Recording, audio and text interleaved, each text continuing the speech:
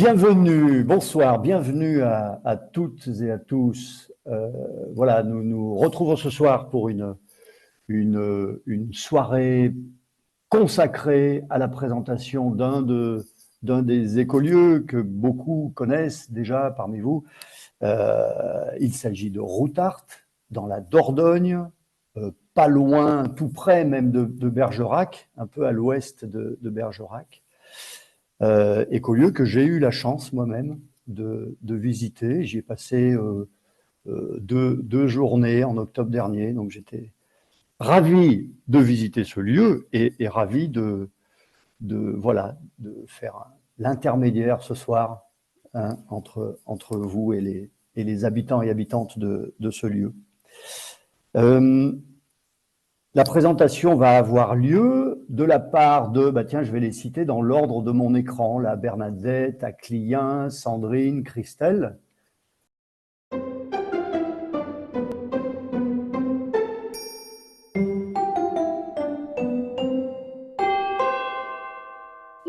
alors je vous raconte un petit peu le début du cheminement de Routa. Donc, mon prénom c'est Sandrine, mais en 2016, je trouve le lieu que vous avez à l'écran.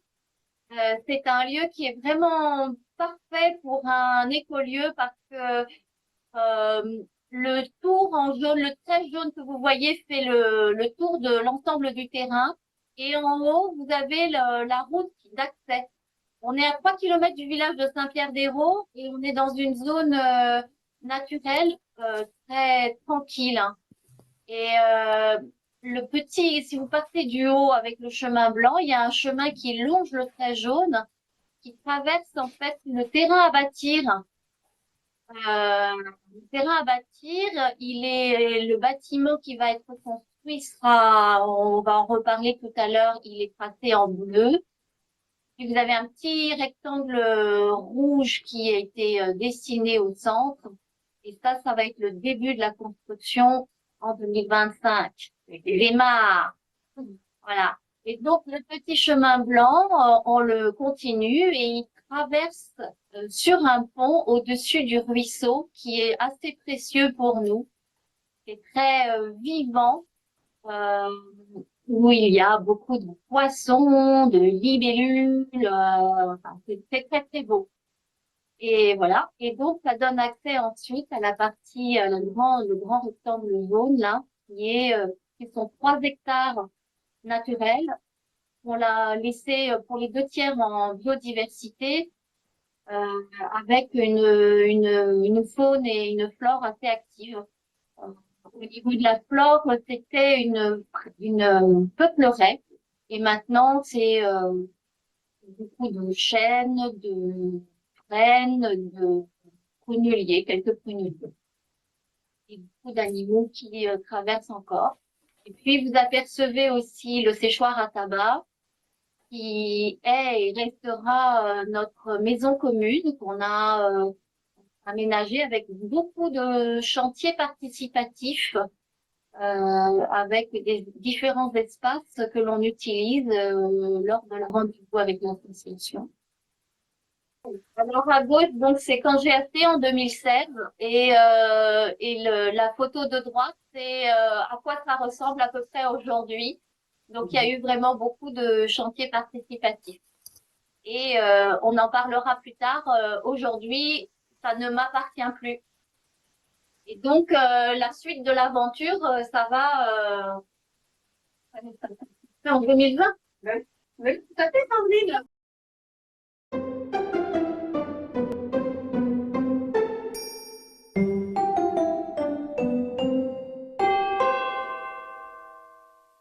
Oui, bonsoir. Donc moi, c'est Christelle. Je suis arrivée sur ce beau projet en 2020. Donc c'était la naissance du collectif actuel, avec notamment Aclien à côté de moi, avec Rémi qu'on a vu tout à l'heure, qui a pu se présenter rapidement, qui est lui vraiment très impliqué au niveau de l'association, qui vient régulièrement coopérer sur le lieu, qui, comme il dit, il aime ce lieu, il aime les gens qui vivent là. Mais il n'est pas du tout intéressé par la coopérative d'habitants. En revanche, en 2020, il y a aussi Julien, pareil, qui est là avec nous ce soir et qui lui était vraiment intéressé par l'aspect coopérative et qui nous a donné vraiment un bon coup de main au niveau de trésorerie, notamment au démarrage. Ce qui m'a fait arriver sur ce lieu, c'est l'organisation de la fête de la paix que Sandrine proposait et la façon dont elle le proposait avec la sociocratie en toile de fond. C'est vraiment quelque chose qui m'a ouvert, hein, j'ai envie de dire, toutes les cellules. J'étais vraiment séduite par cette façon d'inclure tout le monde dans la réflexion, dans l'intelligence collective, dans la prise de décision. Et le fait qu'on puisse bonifier une proposition de départ tous ensemble et avoir un résultat encore bien meilleur que celui qu'on avait imaginé au départ. Après cette première phase, j'ai envie de dire, de constitution de la base du collectif, on s'est dit que ce serait peut-être une bonne idée de se monter en association, n'est-ce pas Bernadette? Bonsoir tout le monde, je m'appelle Bernadette, j'habite à Saint-Pierre-d'Hérault. Je ne suis pas future habitante, mais je soutiens Routart dans son ensemble. Je connais Sandrine et son projet depuis 2017 et grâce aux animations, comme la fête de la paix, l'idée de créer l'association s'est imposée pour nous permettre d'être visibles déjà à Saint-Pierre-d'Hérault et de rayonner nos valeurs au-delà. Et donc, ARA, association avec Routart, est née en 2021. Mais oui, Bernadette, merci. Alors, depuis 2021, nous avons continué à développer cette association et actuellement, on propose tous les samedis des semaines impaires. Nous sommes donc dans ce qu'on appelle nos samedis d'ARA, les samedis de l'association, donc ouverts d'abord à nos adhérents, bien évidemment, mais au-delà, c'est-à-dire que toute personne qui souhaite venir nous rencontrer et découvrir le lieu est invitée à venir sur les samedis impairs de toute l'année.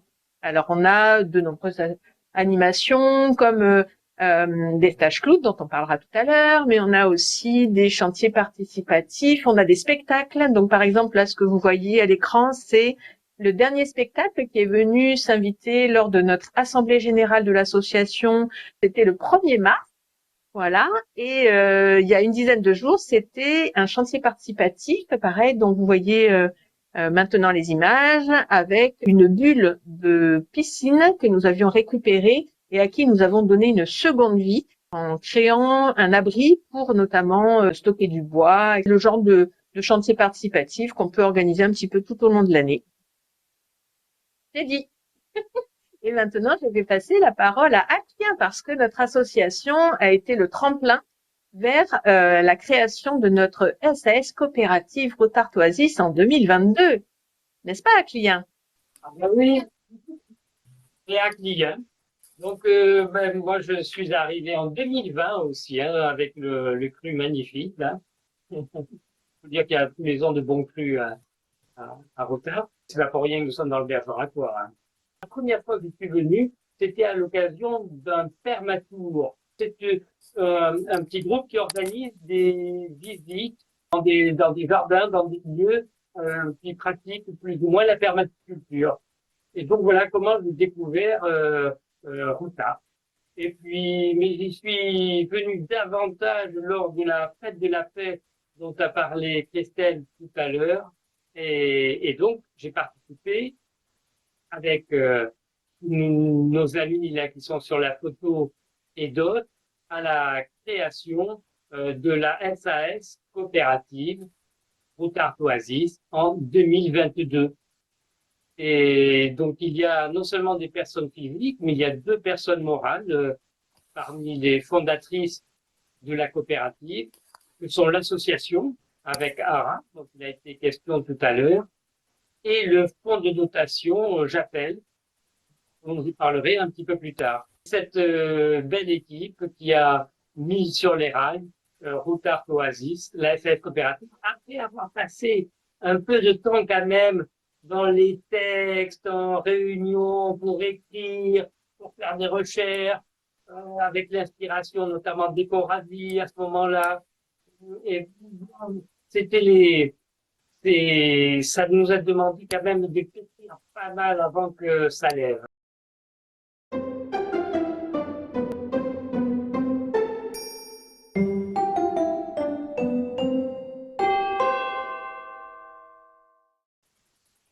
voilà donc en 2023, nous avons notre SAS coopérative toute neuve route Artoisis et la coopérative me rachète au mois de février le terrain de la Rofi avec les 3 hectares naturels et le permis de construire et ça devient le bien commun, propriété collective et on est bien content de célébrer ce passage. C'est pas rien de rentrer dans la propriété collective. Et puis, 2 mois plus tard, au mois d'avril, la SAS continue à explorer ce pourquoi elle est là, le vivre ensemble, et nous acquérons une grande maison à 5 kilomètres de la Rofi qui va nous permettre d'expérimenter de façon concrète le vivre ensemble et l'habitat participatif. Et à ce stade, nous faisons appel à l'association Les Passages, de façon à ce que nous puissions affiner nos mécanismes juridiques et financiers. Et puis, nous allons prendre aussi le module pour rédiger notre contrat coopératif d'occupation, qui peut être l'équivalent d'un bail, puisque les coopérateurs de Routart louent l'usage d'un logement au sein de la maison que nous avons achetée. Et donc, c'est une belle aventure qui démarre dans la concrétude, et pas forcément dans la zénitude, mais en tout cas dans l'enthousiasme d'expérimenter ce vivre ensemble. Nous sommes 5 à nous lancer dans l'habitat de cette maison. En 2024, nous arrêtons cette expérience parce que des coopérateurs s'en vont, qui s'étaient engagés dès le départ et notamment en apportant des fonds dans leur compte courant d'associés pour faciliter l'achat de cette maison.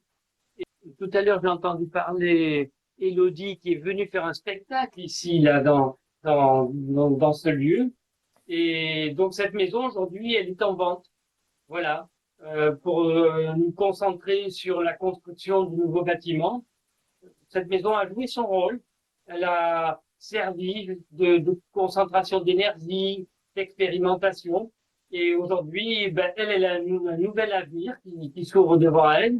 Elle n'est pas encore vente. Hein. S'il y en a que s'attendent, elle est tout à fait bien faite pour des collectifs. Vous voyez, il y a des grandes salles et des espaces privatifs individualisés. Et pour nous, c'est aussi une nouvelle étape avec l'accent mis sur la préparation de la construction dans l'autre lieu qui s'appelle la Rofi, à Saint-Pierre-des-Roues. L'année dernière, pour nous, ça a été aussi une grande année parce que on a participé au Festival Les Passages et donc à la préparation de cette grande aventure, on a co-créé, c'est la CMA. Et on fait vraiment, nous, au niveau de Route Artoisis, beaucoup investi dans la CMA au niveau humain, au niveau du temps, et notamment, moi, je fais partie de la vice-présidence de la CMA, je participe à la commission communication interne, qui vient participe au comité financier. Et là, on peut dire que cette année, on fait, nous aussi, une demande de Route Artoisis vers la CMA pour une contribution financière pour nous aider à faire la transition par rapport à la construction, dont Sandrine va nous parler maintenant et je vais vous partager à l'écran les photos. Nous arrivons en 2025, ça y est, et on démarre la construction de notre super maison écologique de 250 mètres carrés au sol, avec un étage. C'était une coopération avec Karine Méry, notre architecte, qui nous a vraiment permis de faire des choix écologiques cohérents avec ce que nous recherchions. Ça a été une coopération aussi avec des personnes qui maintenant ne sont plus investies dans Routart, mais qui ont fait comme si elles y habitaient. Et donc, on a vraiment pu utiliser l'intelligence collective pour réfléchir aux parties privatives et aux parties communes. Donc, les parties privatives, à terme, il y aura entre 7 et 8 logements, voilà, à voir en fonction des besoins des coopérateurs présents.